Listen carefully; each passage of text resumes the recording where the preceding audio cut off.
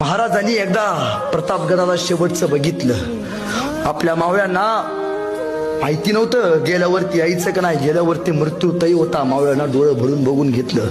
तानाजी, बाजी, यसाजी हातामध्ये समशेर घेऊन माग होते. महाराज इथं उभारले, साईडला सगळे सैनिक उभा होते.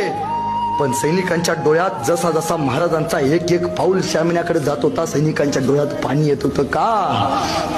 काही झालं तरी चालेल, लाख मेले तरी चालतील, पण लाखाचा पोशिंद्याला काय नाही झालं पाहिजे. महाराजांचा एक पाऊल शामियाच्या आत टाकला. महाराज शामियाच्या आत गेले. मावळ्यांना महाराज दिसायचे बंद झाले. सर्व करला तानाजींच्या डोळ्यात पाणी आलं. राजा आत गेल्यात, काही होऊ दे, जीवाचं रान करू, पण महाराजांच्या अंगाला हात नाही लावू देणार. प्रत्येकाने शपथ घेतली. मावळ्यांचा एक नियम आहे, आम्ही चुकून मुंगीच्याही वाट्याला जात नाही, पण यदा कदाचित आमच्या वाट्यावर कोणी आलं तर आम्ही त्याच्या वाट्यावर जाऊन त्याची वाट